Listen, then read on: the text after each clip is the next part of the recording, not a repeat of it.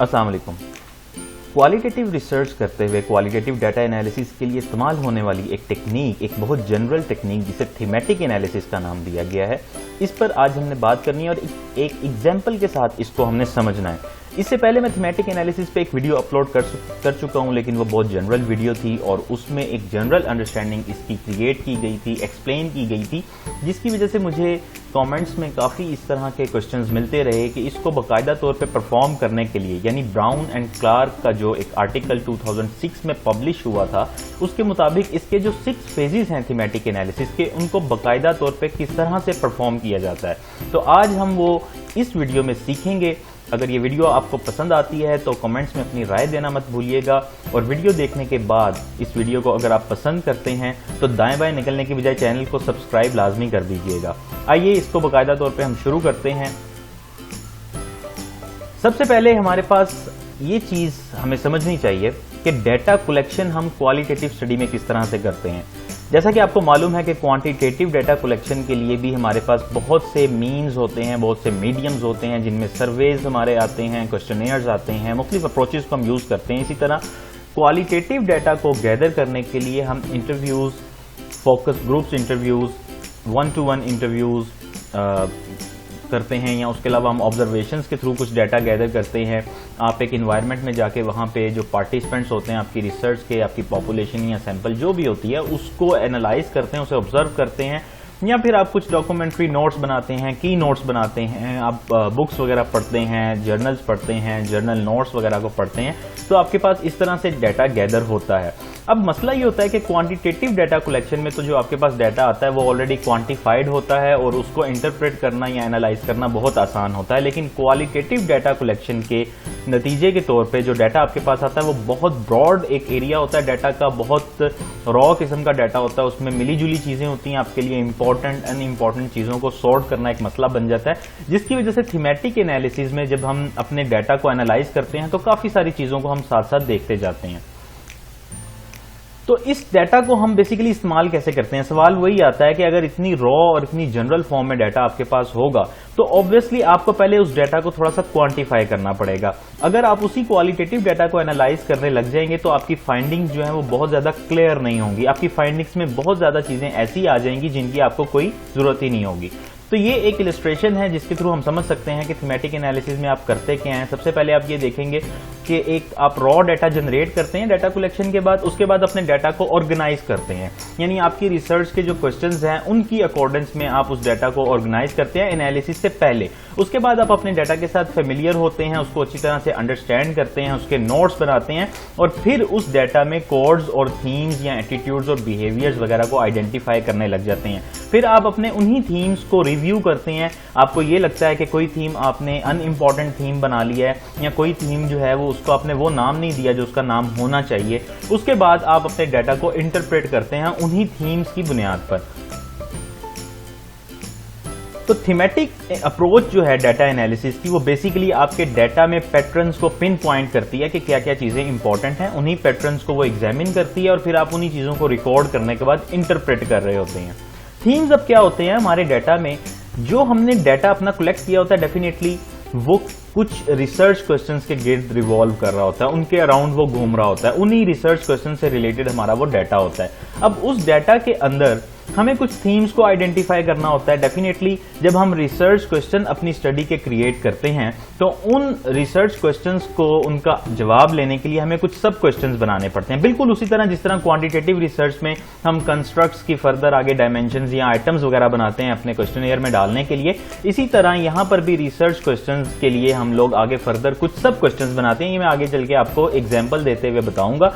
और फिर उन सब क्वेश्चंस के आंसर जब हमें मिल जाते हैं वाया इंटरव्यूज, तो हम उन इंटरव्यूज को बाकायदा तौर पे उनमें थीम्स को तलाश करना शुरू कर देते हैं। अब वो जो थीम्स होते हैं वो हो सकता है कि आपके रिसर्च क्वेश्चंस के साथ रेलिवेंट भी हो सकता है वो इररेलिवेंट भी हो। आपने हर तरह का थीम आइडेंटिफाई करना है। बेसिकली आपने अपने डाटा में देखना है कि ब्रॉडर कैटेगरीज जो हैं आपकी रिसर्च से रिलेटेड, उन पे बात हो रही है, तो उन ब्रॉडर कैटेगरीज को ही हम थीम्स का नाम दे रहे होते हैं। यही जो थीम्स होती हैं ये आपके एनालिसिस के लिए बेसिकली कैटेगरीज बन जाती हैं, जैसे कि मैंने पहले भी बताया। अब थीमेटिक एनालिसिस के लिए अप्रोचेस कौन सी होती हैं? आप ये सपोज करें कि हमने एक इंटरव्यू सेशन कंडक्ट किया है, हमने 10 से 12 पार्टिसिपेंट्स को इंटरव्यू किया है अपनी किसी भी स्टडी के लिए। वो कोई भी स्टडी हो सकती है, किसी किस्म का भी टॉपिक हो सकता है, लेकिन मेनली वो क्वालिटेटिव स्टडी ही होगी। और जो डाटा हमारे पास आया है वो की नोट्स की सूरत में हमने डाटा अपना कलेक्ट कर लिया है, और उसके अलावा कुछ ऑडियो रिकॉर्डिंग्स हैं हमारे पास जिनको हमने ट्रांसक्राइब करना है। अब वो जब डाटा हमारे पास जो की नोट्स की सूरत में होगा या हमारे पास जो ऑडियो रिकॉर्डिंग्स होंगी, उनको अंडरस्टैंड करने के लिए, उनके साथ फेमिलियर होने के लिए ऑब्वियसली हमें उन्हें राइट डाउन करना पड़ेगा। इस अमल को, इस प्रोसेस को हम ट्रांसक्रिप्शन का नाम देते हैं। यानी कि आपके पास 10 से 12 रिकॉर्डिंग्स हैं, आप उन्हें शुरू से एंड तक थॉरली सुनेंगे और उसके बाद एक एक वर्ड जो उन रिकॉर्डिंग्स में आपको मिलेगा उन्हें आप लिख लेंगे। कैसे लिखेंगे कि इंटरव्यू नंबर 1, आगे उसके रिस्पोंडेंट का नाम और नीचे उस पूरे इंटरव्यू की जो ट्रांसक्रिप्शन होगी, जो आपकी ऑडियो रिकॉर्डिंग होगी, उसे आप लिख लेंगे। इसी तरह से 10 से 12 इंटरव्यूज जो है वो आप ट्रांसक्राइब कर लेंगे। तो ट्रांसक्राइब के प्रोसेस के बाद जब आप ट्रांसक्रिप्शन कर लेते हैं, अब आगे फर्दर आपका काम शुरू होता है कि आप डाटा के साथ फेमिलियर होना स्टार्ट करते हैं, क्योंकि अब रिटन फॉर्म में डाटा आपके पास आ चुका है। आप सारे के सारे रिकॉर्ड को अच्छी तरह से देखते हैं, एक फर्स्ट इंप्रेशन अपने जहन में क्रिएट करते हैं कि ये डाटा किस चीज से मुतल्लिक है, इसमें पार्टिसिपेंट्स क्या बात कर रहे हैं, इसमें कौन सी चीजें रेलिवेंट है, कौन सी चीजें इररेलिवेंट है। बार बार आप इन ट्रांसक्रिप्शंस को पढ़ते हैं। ट्रांसक्रिप्शन के बाद आपका कोडिंग का प्रोसेस स्टार्ट होता है। अब यहां से मैं इन चीजों को एग्जाम्प्लीफाई करने की कोशिश करूंगा।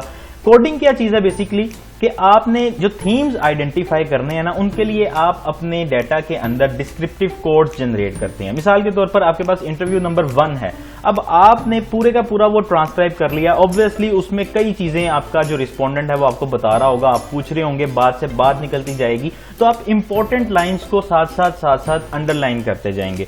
वो आपके डिस्क्रिप्टिव थीम्स होंगे या डिस्क्रिप्टिव कोड्स होंगे। आप उन डिस्क्रिप्टिव कोड्स को बाकायदा उनकी नंबरिंग करना साथ ही शुरू कर देंगे। मिसाल के तौर पर अगर हम ह्यूमन रिसोर्स से रिलेटेड कोई रिसर्च कर रहे हैं, तो आपके रिस्पोंडेंट ने किसी जगह पर ह्यूमन रिसोर्स डेवलपमेंट की बात की होगी, ट्रेनिंग की बात की होगी। अब ये दोनों चीजें क्योंकि एक ही ट्रेनिंग एंड डेवलपमेंट की कैटेगरी से मिलती हैं, तो हम ह्यूमन रिसोर्स डेवलपमेंट के जिक्र को, हम ट्रेनिंग के जिक्र को एक ही कोड दे देंगे, उसे नंबर 1 का नाम दे देंगे। कहीं पे जाके कंपनसेशन की बात हो रही होगी, रिम्यूनरेशन की बात हो रही होगी, उसे हम 2 का नाम दे देंगे। इसी तरह से हम इनको अंडरलाइन करते जाएंगे। ये बिल्कुल इसी तरह से जैसे आपके एक ड्रॉ में काफी सारी चीजें पड़ी हैं, आप उस ड्रॉ को खोलते हैं और उन चीजों को ऑर्गेनाइज करते हैं। जो इंपॉर्टेंट चीजें होती हैं उनको निकाल के आप एक उनकी ऑर्गेनाइजेशन, एक कैटेगरी वाइज आप उनको तरतीब दे के दोबारा से वापस रखते हैं, और जो अनइम्पॉर्टेंट चीजें होती हैं उन्हें आप निकाल के बाहर रख देते हैं। तो ये बिल्कुल इसी तरह से आप अपने डाटा को क्लीन कर रहे होते हैं, उसको क्लैरिफाई कर रहे होते हैं, उसमें पैटर्न्स को आइडेंटिफाई कर रहे होते हैं कि हमारे डाटा में हमारे लिए इंपॉर्टेंट चीजें कौन सी हैं। ये एक उसी तरह की जो अभी मैंने पहले बात की है, उसी तरह का ये प्रोसेस है, इस स्लाइड में ये बताया जा रहा है। और इसके जो फेजेस हैं, ब्राउन एंड क्लार्क के मुताबिक थीमेटिक एनालिसिस की जो फेजेस हैं वो आप देखेंगे तो आपको देख के समझ आएगी कि सबसे पहले आप डाटा के साथ फेमिलियराइज होते हैं, उसके बाद आप वही डिस्क्रिप्टिव कोड्स, नंबर 2 पे जनरेटिंग इनिशियल कोड्स वाली जो बात है वो वही बात है कि आप डिस्क्रिप्टिव कोड्स देते हैं। अब डिस्क्रिप्टिव कोड्स के बाद आप उनमें उन्हीं कोड्स में थीम्स को आइडेंटिफाई करना शुरू करते हैं। ये जो कोड्स होते हैं इन्हें आप सब थीम्स भी कह लेते हैं, इनको आप कैटेगरीज भी कह लेते हैं, और उसके बाद इन्हीं कैटेगरीज की बुनियाद पर आप अपने फर्दर जो है वो थीम्स आइडेंटिफाई करते हैं। ये चीजें आपको आगे चल के एग्जाम्पल में बहुत ज्यादा क्लियर हो जाएंगी। उसके बाद जब हम एक बार थीम्स आइडेंटिफाई कर लेते हैं तो हमें अपने थीम्स को रिव्यू करना होता है, ताकि हमें पता लग जाए कि क्या हमने बिल्कुल अपनी स्टडी के अकॉर्डिंग इंपॉर्टेंट चीजों को ही उनके ही थीम्स हमने इमर्ज करवाए हैं, या कोई ऐसा थीम तो नहीं है जिसकी जरूरत नहीं है। या फिर आप जब अपने थीम को नाम देते हैं तो आपको ये देखना होता है क्या मैंने इसको ठीक नाम दिया, इसकी बजाय इससे बेहतर भी कोई नाम इसका हो सकता है। और एंड पे यानी कि जो 6th इसका स्टेप है, उसमें आप अपनी फाइनल रिपोर्ट या अपना डाटा एनालिसिस की जो रिपोर्ट होती है, जो डिस्कशन होती है, उसको लिखना शुरू कर देते हैं। अब जो मेरा थीसिस था उसका टाइटल था perception of local government officials about role of local government system in achieving MDG specific to education and health, a qualitative study in context of Punjab. इसमें मैंने पब्लिक सेक्टर से रिलेटेड कोई 12 से 14 लोगों के इंटरव्यूज किए थे, और इसी तरह से इंटरव्यू की सूरत में मेरे पास काफी रॉ डाटा जो था वो इकट्ठा हो गया था, और ये मेरे रिसर्च क्वेश्चन थे। अब आप देखेंगे मैं इन्हीं रिसर्च क्वेश्चन की बात कर रहा था। जो मेन स्टडी के 4 रिसर्च क्वेश्चन थे, उसमें सबसे पहला रिसर्च क्वेश्चन जो था वो डिसेंट्रलाइजेशन और पब्लिक सर्विस डिलीवरी के हवाले से था। दूसरा दूसरा जो था वो role of local government in achievement of education MDG से रिलेटेड था। तीसरा जो था वो ये था कि हेल्थ को कैसे लोकल गवर्नमेंट इंप्रूव कर सकती है। और चौथा क्वेश्चन जो था वो ये था कि 2001 में क्यों एजुकेशन और हेल्थ को डिस्ट्रिक्ट लेवल सब्जेक्ट तक महदूद रखा गया, डेवोल्यूशन प्लान में ऐसा क्यों किया गया। अब इन चारों क्वेश्चंस के आंसर लेने के लिए मैं बराह रास्त ये क्वेश्चन अपने पार्टिसिपेंट से नहीं पूछता, मैं इन क्वेश्चंस को फर्दर कुछ चंक्स में डिवाइड करता हूं। मिसाल के तौर पे पहले क्वेश्चन के लिए मैंने 2-3 क्वेश्चंस बना लिए होंगे, दूसरे क्वेश्चन के लिए भी मैंने 2-3 क्वेश्चंस बना लिए होंगे, जो आगे फर्दर, जैसे अब मैं आपको एग्जांपल देता हूं कि how decentralisation in local government has a relationship with augmented scope of public service delivery. तो इसके लिए मैं पूछ सकता हूं कि डिसेंट्रलाइजेशन और लोकल गवर्नमेंट में डिसेंट्रलाइजेशन जो है वो पब्लिक सर्विस डिलीवरी के लिए इफेक्टिव है या नहीं है। उसके बाद अगर इफेक्टिव है तो वो कैसे इफेक्टिव है, उसके क्या इंपैक्ट्स होते हैं। तो ये एक क्वेश्चन को आंसर करवाने के लिए मैंने 3-4 क्वेश्चंस बना लिए, वो आपके सब क्वेश्चंस होते हैं, मेन रिसर्च क्वेश्चन के सब क्वेश्चंस होते हैं। इन्हीं चारों रिसर्च क्वेश्चंस की बुनियाद पर ही हमने आगे चल के डाटा एनालिसिस में जब हमने अपना वो फोल्डर्स बनाने हैं, जो फाइल्स बनानी है जिन्हें हमने एनालाइज करना है, इन 4 क्वेश्चंस की बुनियाद पे करना है। वो हमने कैसे करना है वो हम आगे चल के ये देखेंगे। आपके ये मेरे वो 4 जो रिसर्च क्वेश्चन थे, मैंने क्या किया, ये चीज समझने वाली है, इस पे जरा गौर कीजिएगा कि आपके पहले क्वेश्चन से रिलेटेड कुछ सब क्वेश्चंस थे, दूसरे से रिलेटेड कुछ सब क्वेश्चंस थे, तीसरे से रिलेटेड कुछ सब क्वेश्चंस थे और फिर चौथे से रिलेटेड कुछ सब क्वेश्चंस थे। आपने करना यह है कि जाहिर है आपने हर रिस्पोंडेंट से उन सारे क्वेश्चंस के आंसर लिए हुए थे, तो जो पहले क्वेश्चन के सब क्वेश्चंस थे वो आपने तमाम रिस्पोंडेंट्स के कॉपी करके एक फोल्डर में इकट्ठे कर लिए। ठीक है, पहले क्वेश्चन के जितने भी आपने सब क्वेश्चंस बनाए थे उनके जो जो रिस्पॉन्सेज आपको मिले थे रिस्पोंडेंट से, वो आपने तमाम रिस्पोंडेंट्स के लेकर एक ही फोल्डर में उनको कॉपी कर लिया। इसी तरह दूसरे जो आपका सब क्वेश्चन था, मेन रिसर्च क्वेश्चन था, उसके फर्दर सब क्वेश्चंस के तमाम आंसर्स, यानी कि तमाम रिस्पोंडेंट्स ने उन स्पेसिफिक सब क्वेश्चंस के जो आंसर दिए थे वो आपने दूसरे एक फोल्डर के अंदर उनको इकट्ठा कर लिया। उसके बाद तीसरे के साथ भी यही किया और उसके बाद चौथे के साथ भी आपने यही किया, उसके आपने प्रिंट निकाल के रख लिया। अब ये मेरे पास जो 4 प्रिंट्स हैं ये किस चीज के हैं कि सबसे पहला मेरा रिसर्च क्वेश्चन था वो स्कोप ऑफ डिसेंट्रलाइजेशन पे। इसमें जितने भी रिस्पोंडेंट्स ने स्कोप ऑफ डिसेंट्रलाइजेशन के सब क्वेश्चंस को आंसर किया था वो सारा डाटा मैंने एक ही फाइल में इकट्ठा करके उसके प्रिंट निकाल लिए, ताकि मैं उसको एक ही अपने रिसर्च क्वेश्चन के तनाजुर में, उसके कॉन्टेक्स्ट में उस पूरी फाइल को पढ़ सकूं, उन तमाम रिस्पॉन्सेज को पढ़ सकूं। ठीक है, यानी कि एक बंदा इन्हीं 3 क्वेश्चंस के बारे में क्या कह रहा है, फिर दूसरा क्या कह रहा है, फिर तीसरा क्या कह रहा है। इस तरह से मैं कोडिंग आगे जाके जो है वो मेरी कोडिंग का जो प्रोसेस है वो इस तरह से होगा। अब कोडिंग हम कैसे कर रहे होते हैं, मिसाल के तौर पर ये हमने एक ही जो हमारा क्वेश्चन था उससे रिलेटेड जो हमारे सब क्वेश्चन थे उनका डाटा अगर इकट्ठा किया हुआ है तो आप देखेंगे कि इस तरह से हम उसे पढ़ रहे होते हैं। फॉर एग्जाम्पल ये एक रिस्पोंडेंट है, ये दूसरा रिस्पोंडेंट है, उसके बाद तीसरा आएगा, चौथा आएगा। तो पहले रिस्पोंडेंट के लिए आप देख रहे हैं कि मैंने किस तरह से ये यहाँ पे कोडिंग कर रहा हूं मैं, कि पहले वो अपनी फिजिकल डिस्क्रिप्शन बता रहा है। ठीक है, मैंने इन चीजों को हाईलाइट करके इस चीज का नाम दे दिया कि उसने अपनी फिजिकल डिस्क्रिप्शन पे बात की, अपने मैरिटल स्टेटस पे बात की, फिर उसने अपनी पॉजिटिव क्वालिटीज के बारे में बात करना शुरू की, फिर ह्यूमर के कुछ एस्पेक्ट्स थे जो उसकी पर्सनैलिटी में मुझे नजर आए, फिर उसकी रूटीन का पता लगा, उसके फ्यूचर प्लान्स का पता लगा। तो ये चीजें हम मेनली इनको क्या कर रहे हैं, यहाँ पे हम डिस्क्रिप्टिव कोड्स को आइडेंटिफाई करके फर्दर उनकी कैटेगरीज बनाते जा रहे हैं। ठीक है जी, कोडिंग का प्रोसेस बेसिकली इसीलिए होता है कि आप अपने डाटा को रिड्यूस करते हैं, उसे क्वांटिफाई करते हैं, उसमें से इंपॉर्टेंट चीजों को निकालते हैं, उसमें हिडन पैटर्न्स को आइडेंटिफाई करते हैं, जिसमें 2 चीजें होती हैं, कि आप डाटा रिड्यूस करते हैं, दूसरी चीज होती है डाटा कॉम्प्लिकेशन।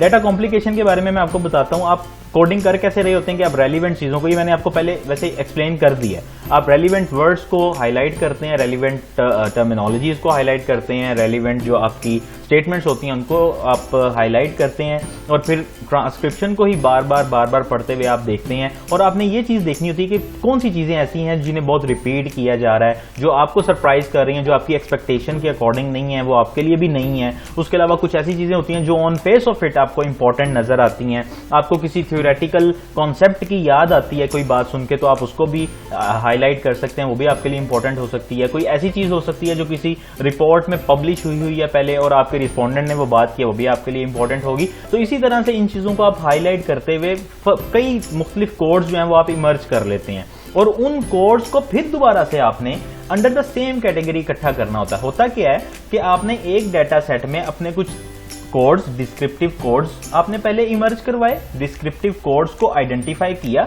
उसके बाद उन डिस्क्रिप्टिव कोड्स को आप जब देखेंगे तो आपको नजर आएगा 3 से 4 कोड्स जो हैं वो एक थीम को रिप्रेजेंट कर रहे हैं, 3 से 4 कोड्स जो हैं वो अगले थीम को रिप्रेजेंट कर रहे हैं। मिसाल के तौर पर अगर ह्यूमन रिसोर्स की ही बात करें तो किसी जगह पर कंपनसेशन की बात हो रही है, रिसर्च एंड डेवलपमेंट की, ह्यूमन रिसोर्स डेवलपमेंट की बात हो रही है, ऑर्गेनाइजेशनल डेवलपमेंट की बात हो रही है, या जॉब एनालिसिस की बात हो रही है, तो इसका मेन थीम जो है वो ह्यूमन रिसोर्स मैनेजमेंट आप बना सकते हैं। इसी तरह से किसी जगह पर अगर साइबर मार्केटिंग की बात हो रही है, इनबाउंड आउटबाउंड मार्केटिंग की बात हो रही है, product development, product life cycle की बात हो रही है, तो आप उसको मार्केटिंग का थीम आप बना सकते हैं। आपको समझ आ रही है ना कि डाटा में से आपने कुछ कोड्स जो हैं उनको आइडेंटिफाई किया है और उन कोड्स को फिर आप फर्दर आगे कैटेगराइज कर रहे हैं under the main heading of theme. इस तरह से आप अपनी कोडिंग करते हैं और इस तरह से आप अपने थीम्स बनाते हैं। ठीक है, ये रिडक्शन का वही कॉन्सेप्ट है जो अभी पहले मैंने बताया कि रेलिवेंट फिनोमिना को चूज करते हुए रेलिवेंट चीजों को, अच्छा कोई इररेलिवेंट चीज अगर है लेकिन वो आपको सरप्राइज कर रही है, वो कोई नया चीज आपकी रिसर्च में लेके आ सकती है, तो आप उसे चूज कर सकते हैं। इसमें कोई हार्ड एंड फास्ट रूल नहीं है, ये आपकी अंडरस्टैंडिंग पे डिपेंड कर रहा होता है। और कॉम्प्लिकेशन का सिंपल मतलब ये होता है कि आपने ऑन फेस ऑफ इट सिर्फ डाटा को, उसके एक्सप्लिसिट कंटेंट को ही नहीं देखना, बल्कि आपने टेसिट नॉलेज को भी एक्सप्लोर करना है। अगर कोई ऐसी चीजें बीच में, ऐसे पैटर्न्स हैं जिन पे आपको बात करनी चाहिए, जिस बात को बहुत खोल के बयान नहीं किया जा रहा, उसकी तरफ इशारा किया जा रहा, तो आपने उन चीजों को आइडेंटिफाई अपने डाटा में करना है। ये कोडिंग के दौरान में हम सब चीजें कर रहे होते हैं। अब ये देखेंगे मेरे थीसिस में जो मैंने डाटा कलेक्ट किया था, तो मेरा जो पहला रिसर्च क्वेश्चन था उससे रिलेटेड जो सब क्वेश्चन थे ये मैंने सारे एक ही डॉक्यूमेंट में इकट्ठे कर लिए तमाम रिस्पोंडेंट्स के लिए। उसमें आप देखें मैंने क्या किया कि ये पहला क्वेश्चन है और ये कोई एक रिस्पोंडेंट उसका जवाब दे रहा है पहले सब क्वेश्चन का। ठीक है, तो मैंने देखा कि elective representative can perform better check on performance of employees. तो मेरे नजदीक ये हुआ कि यार बेटर परफॉर्मेंस मैनेजमेंट हो सकती है डिसेंट्रलाइजेशन में या पॉलिटिकल डिसेंट्रलाइजेशन में, तो मैंने उसे नंबर 1 का नाम दे दिया। उसके बाद आप देखें नंबर 2 पे वो कोई और बात कर रहा है, एग्जैक्ट नीड्स ऑफ पब्लिक। ठीक है, तो मैंने इसको दूसरे कोड का नाम दे दिया। अब नंबर 3 पे आप देखें कि identify and evaluate the concerns relating to immediate. अब ये मैंने इमीडिएट की वजह से, यानी कि एक तो चीज है कि एब्सोल्यूट नीड को आइडेंटिफाई कर लेते हैं जो पॉलिटिकल लीडर्स होते हैं या इलेक्टेड रिप्रेजेंटेटिव होते हैं जो, और दूसरे नंबर पे वो इमीडिएट यानी कि फौरी तौर पे रिस्पॉन्ड कर सकते हैं अपनी पब्लिक को, अपनी यूनियन काउंसिल में जो उनके लोग होते हैं। तो ये 2, 3, 4 जितनी भी चीजें मुझे नई नई मिलती जा रही थी, मैं ये डिस्क्रिप्टिव कोड्स बनाते हुए इन्हें नाम देता जा रहा था। ये चीजें, इन्हें नाम देने का फायदा ये होता है कि हमने बाद में इन्हें काउंट भी करना होता है, हमें ये पता होना चाहिए। अब क्या होगा, जब दोबारा वो परफॉर्मेंस की बात ही करेगा ना, तो मैं उसको भी नंबर 1 ही कहूंगा। ठीक है, मैं उसे नंबर, कोई और नंबर नहीं दूंगा, ताकि जब मैं इसको दोबारा से शुरू से एंड तक चेक करूं तो मुझे पता लग जाए कि ये वाली बात कितनी बार की गई है। इसकी फ्रीक्वेंसी को कैसे कैलकुलेट करना वो भी मैं आपको दिखाता हूं। ये दूसरा एक सैंपल है, इसमें आप देखें कि यहां पे वो बात कर रहा है decentralisation in administrative and physical matters plays an effective role. तो मैंने इसको यहां पे 2 कोड्स दिए हुए हैं क्योंकि एडमिनिस्ट्रेटिव की भी बात वो कर रहा है और फिजिकल मैटर्स की भी बात कर रहा है। तो मैं क्या कर रहा था, साथ साथ मैं इन कोड्स को लिखता भी जा रहा था, यानी ये डिस्क्रिप्टिव कोड्स थे, इनको मैं एक डॉक्यूमेंट में लिखता जा रहा था। वो डॉक्यूमेंट मैं आपको दिखाऊंगा। उनमें लिखने के बाद मैं आगे एक फ्रीक्वेंसी का एक मैंने कॉलम बनाया हुआ था जिसमें मैं लिखता था कि ये बात उसने इतनी दफा की है, ये बात इतनी दफा की है। कुछ स्टेटमेंट्स को आप एज इट इज भी अपने एनालिसिस में, अपनी रिपोर्ट में इनकॉर्पोरेट कर सकते हैं। जो बहुत ज्यादा इंपॉर्टेंट चीजें होती हैं आपके ख्याल में, उनको एज इट इज आपको कोड करना चाहिए, तो आप ऐसा कर सकते हैं। इन्वर्टेड कॉमास में इन चीजों को आप लिखते हैं। ठीक है जनाब, तो उसके बाद ये एक और सैंपल है, इसमें भी आप देखेंगे मेरे कोड्स इवॉल्व होते होते होते ये 164 तक आ गए हैं और ये काफी आगे चलते रहे थे। मतलब तकरीबन कोई 250 से 300 कोड्स जो थे वो इनिशियल कोड्स या डिस्क्रिप्टिव कोड्स जो मैंने थे वो जनरेट किए थे, उनकी बुनियाद पे मैंने अपनी कैटेगरीज बनाई थी और उन कैटेगरीज की बुनियाद पे मेरे थीम्स बने थे। तो अब थीम्स के लिए आप कैसे रिसर्च करते हैं, आपको थीम्स कैसे पता चलेंगे, ये वही चीज है जैसे मैंने ह्यूमन रिसोर्स डेवलपमेंट में बताया। आपने अपने डिस्क्रिप्टिव कोड्स इवॉल्व कर लिए, अब वो डिस्क्रिप्टिव कोड्स आपने कुछ कैटेगरीज के अंडर लिख दिए हैं। जैसे डिसेंट्रलाइजेशन की बात हो रही है, जैसे इलेक्टिव रिप्रेजेंटेटिव्स की बात हो रही है, उनकी पब्लिक के साथ कोलैबोरेशन की बात हो रही है। तो ये सारी चीजें जो हैं ये डिसेंट्रलाइजेशन के अंडर आ रही हैं। ये एक कैटेगरी बन गई, मैंने इसको इस तरह से उन्हीं एक कैटेगरी के अंडर मैंने लिख दिया। उसके बाद जब मैं थीम्स की तरफ जाऊंगा तो अब मैं कैटेगरीज को देखना शुरू कर दूंगा जो मैंने पहले बनाई है। अब उसमें मैंने देखा कि एक डिसेंट्रलाइजेशन की कैटेगरी मैंने बनाई है कि डिसेंट्रलाइजेशन की वजह से इमीडिएटली मसले हल हो जाते हैं, डिसेंट्रलाइजेशन की वजह से एब्सोल्यूट नीड्स का पता लग जाता है, डिसेंट्रलाइजेशन में कम्युनिकेशन बड़ी स्ट्रॉन्ग होती है, डिसेंट्रलाइजेशन में पब्लिक के साथ कोलैबोरेशन बड़ी स्ट्रॉन्ग होती है। तो ये 3, 4, 5 कैटेगरीज मुझे नजर आ रही हैं कि ये एक मेन थीम के अंडर आ सकती हैं। और वो थीम क्या हो सकता है, वो थीम हो सकता है कि आपकी जो डिसेंट्रलाइजेशन होती है वो स्ट्रेंथन करती है पब्लिक सर्विस डिलीवरी को, ठीक है। तो वो एक मेन थीम बन जाएगा। अच्छा, यहां पे आपने ये चीज ध्यान में रखनी है कि आपको अपने थीम्स जो हैं वो अपने डाटा में से इमर्ज करने हैं। आपको कतई तौर पे अपने रिसर्च क्वेश्चंस पे नहीं रहना चाहिए, उनके अकॉर्डेंस में आपको थीम्स इमर्ज करने की कोई जरूरत नहीं है, और ऐसा नहीं करते। नॉर्मली आप कई रिसर्चेज ऐसी देखेंगे कि जिसमें जब आप एनालिसिस पढ़ेंगे क्वालिटेटिव, तो आपको नजर आएगा कि वो 4 अगर रिसर्च क्वेश्चन थे तो उसके 4 ही थीम्स उन्होंने इमर्ज किए होंगे। ऐसा कोई तरीकेकार ठीक नहीं है। आपको अपने डाटा के साथ स्टिक रहना चाहिए। उसी डाटा में से अगर 5 कोड्स भी निकल रहे हैं, 5 थीम्स भी निकल रहे हैं तो आप निकाल लें, 6 निकल रहे हैं, 8 निकल रहे हैं। मेरे डाटा में 4 रिसर्च क्वेश्चन थे, लेकिन तकरीबन कोई 5 से 6 या शायद 8 मेरे जो थीम्स थे, मेन थीम्स इमर्ज हुए थे। तो आपने डाटा के साथ आपने ये देखना कि आपके रिस्पोंडेंट्स ने क्या बात की है। आपने अपने प्रपोज रिसर्च क्वेश्चन के ऊपर नहीं रहना। अब आप ये देखेंगे मेरी जो मैंने एक फाइल बनाई थी उससे रिलेटेड ये मैं आपको दिखा रहा हूं कि इसमें मैंने ये डिस्क्रिप्टिव कोड्स आप देख रहे हैं, local government can create awareness at lower levels, ठीक है। और ये मैं उस पूरी बात को अंडरलाइन करके उसको मैंने जरा थोड़ा सा शॉर्टन करके लिख दिया। ये मेरा डिस्क्रिप्टिव कोड था, और फिर मैं जो जिस तरह से उन्हें काउंट करता जा रहा था उसके लिए साथ मैंने एक टेबल बना दिया, फ्रीक्वेंसी में उनकी नोट करता गया कि ये बात कितनी दफा रिपीट की गई है, ठीक है जी। और अब आप ये देखें कि इसमें मुझे नजर आया कि ये अवेयरनेस इसकी कैटेगरी मैंने बना दी, और इस तरह से मैंने ये सारा काम किया।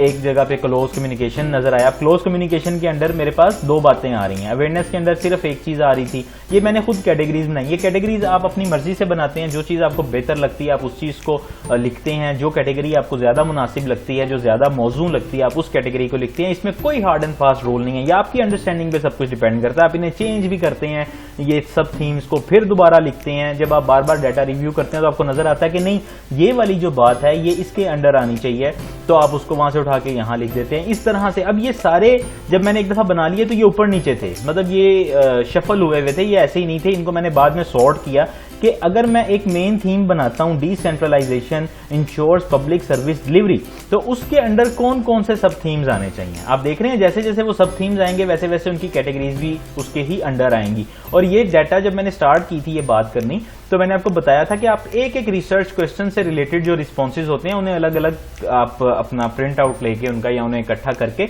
इस तरह से आपने, ये सबसे इंपॉर्टेंट चीज ये होती है कि आपको वो बात समझ आनी चाहिए। अच्छा, उसके बाद आप देखेंगे ये मेरे सब थीम्स थे और फिर ये मेरा एक मेन थीम है। इसी तरह मेरे तकरीबन 8 के करीब थीम्स जो थे वो इवॉल्व हुए थे, और उन थीम्स को जब आप एक्सप्लेन करने बैठते हैं तो फिर आपको यही डिस्क्रिप्टिव कोड्स हेल्प आउट कर रहे होते हैं। आप इन्हीं डिस्क्रिप्टिव कोड्स को देखते हुए अपनी वो सारी की सारी रिपोर्ट लिखते हैं, या बीच में जैसे मैंने आपको बताया कि आप कोटेशन मार्क यूज कर सकते हैं, आप उसमें इन्वर्टेड कॉमास में अपने रिस्पोंडेंट्स की किसी बात को भी एज इट इज लिख सकते हैं जो आपके नजदीक बहुत ज्यादा इंपॉर्टेंट होती है। तो ये मेरा फ्रीक्वेंसी चार्ट था कि इसमें मैंने ये पहला कोड जो अपना इमर्ज हुआ, इस तरह से मैंने देख लिया कि मेरे टोटल तकरीबन 300 कोड्स अगर इमर्ज हुए हैं, तो मैंने ये टेबल बना लिया। उसके बाद दोबारा से अपने डाटा को जब मैंने रीड करना शुरू किया तो मुझे नजर आया कि ये नंबर 1 कोड जो है यहाँ पे भी है, यहाँ पे भी, इस तरह करके मुझे पता लगा कि ये बात 6 बार की गई है, ये 1 बार की गई है, ये 3 बार की गई है। इस तरीके से मुझे ये सारी इंफॉर्मेशन मिली, और इन द एंड जब आप ये सब कुछ गैदर कर लेते हैं तो फिर आप अपनी रिपोर्ट को प्रोड्यूस करते हैं। जो भी आपने एनालिसिस किया है, जो भी आपके कोड्स इमर्ज हुए हैं, थीम्स की बुनियाद पे आप थीम्स को लेकर अपनी रिपोर्ट राइटिंग स्टार्ट करते हैं। सबसे पहले उसमें आप एक थीम का जिक्र करते हैं, फिर दूसरे का जिक्र करते हैं, फिर तीसरे का जिक्र करते हैं, और इस रिपोर्ट को लिखते वक्त आप ये मेंशन करते हैं कि ये बात इतनी मरतबा की गई, ये बात इतने पार्टिसिपेंट्स ने की। इसका सिंपल सा तरीका ये होता है कि आप सिंपली ये बता दें, अगर आपके 10 रिस्पोंडेंट्स हैं और उसमें 3 लोगों ने एक बात की है तो आप कह देंगे फ्यू ऑफ द रिस्पोंडेंट्स। अगर आपके 8-9 रिस्पोंडेंट्स ने एक ही बात किया तो आप कह देंगे मेजॉरिटी ऑफ द रिस्पोंडेंट्स वो ये कह रहे हैं। अगर एक ही बात जो है वो 6 रिस्पोंडेंट्स ने की है या 5 ने की है, टोटल 10 है, तो आप कह दें कि हाफ ऑफ द रिस्पोंडेंट्स, या फिर नन ऑफ द रिस्पोंडेंट्स, या फिर ऑल ऑफ द रिस्पोंडेंट्स। इस तरह करके आप अपनी रिपोर्ट को, कोई आपको इतनी इसमें जरूरत नहीं है कि आप एक बाकायदा टेबल जनरेट करें, उनकी परसेंटेजेस कैलकुलेट करें। क्वालिटेटिव रिसर्च करते हुए आपको इस चीज पर इतना ज्यादा परेशान होने की जरूरत नहीं है। तो मुझे उम्मीद है कि ये जो एक डिटेल्ड इसकी एक्सप्लेनेशन है थीमेटिक एनालिसिस की, वो आपको समझ आई होगी। और अगर इस हवाले से किसी किस्म की भी कोई प्रॉब्लम आप फेस करते हैं तो आप कमेंट सेक्शन में भी मुझे पूछ सकते हैं, इंस्टाग्राम पे मुझे फॉलो कर सकते हैं, सूफी नुमान रियाज SUFINOUMANRIAZ इंस्टाग्राम पे मैं इस नाम से मौजूद हूं। उसके अलावा आप sufinumanriaz@gmail.com पे मुझे ईमेल भी कर सकते हैं। और अगर आपको कोई रिसोर्सेज की जरूरत हो, जैसे ये फाइल्स जो मैंने आपको दिखाई, चूंकि मैंने ये बना के रखी हुई हैं, तो इन फॉर्मेट्स की भी जरूरत हो तो आप मुझसे ये भी ईमेल के थ्रू ले सकते हैं। अपनी आरा का इजहार करना कमेंट सेक्शन में मत भूलिएगा और चैनल को लाजमी सब्सक्राइब कर दीजिएगा। Thank you so much.